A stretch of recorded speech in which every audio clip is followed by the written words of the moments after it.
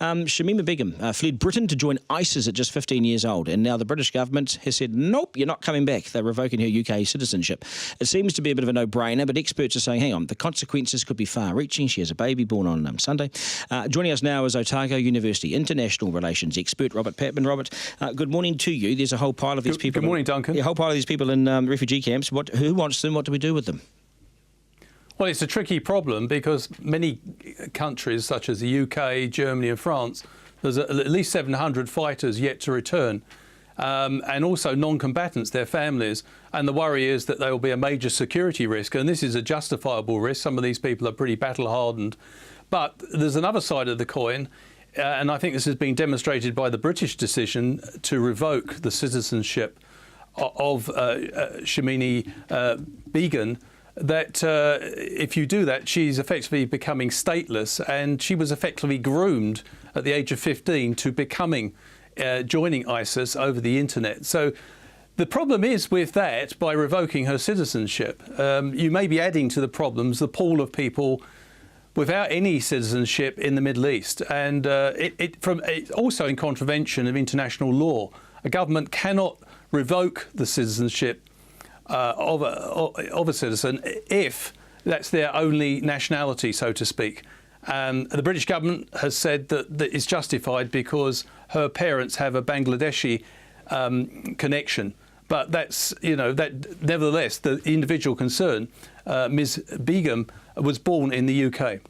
But the British do have an excuse, though. I mean, they are following the law. They say there's somewhere else for her to go. And it's true, there is, but even they say, no, we don't want her. The Bangladeshi said, no, thanks. The problem is they're stateless. This could be the next group of ISIS or Al-Qaeda waiting to fight in the next 10 years. There's an army waiting to be deployed. It's called these people. Yeah, I agree with, for once, I agree with Mr. Trump. I think that the countries concerned, Britain, the UK, Germany and France, and also Belgium, should take back those fighters who went from their countries to fight in the Middle East, in Syria.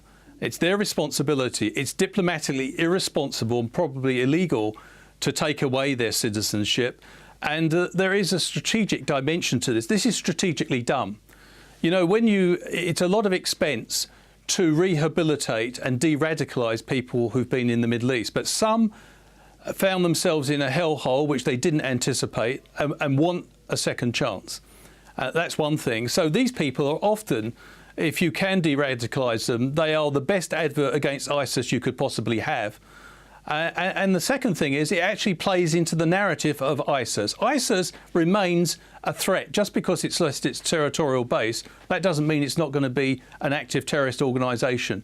And we're engaged, countries like New Zealand and others, liberal democracies, are engaged in a battle of ideas. And you do not want to strengthen their narrative, which is the West is at war with Islam.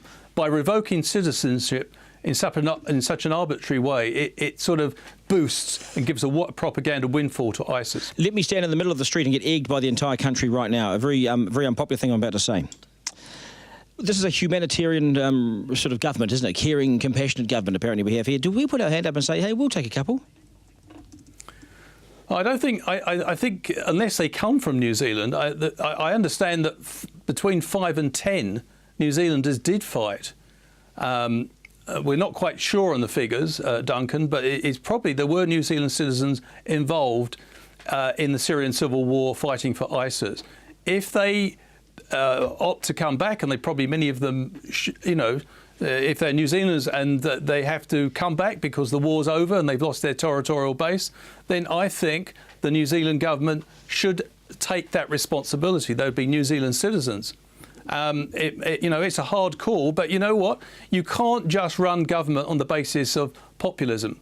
And the fact of the matter is that we have international obligations under the Geneva Convention.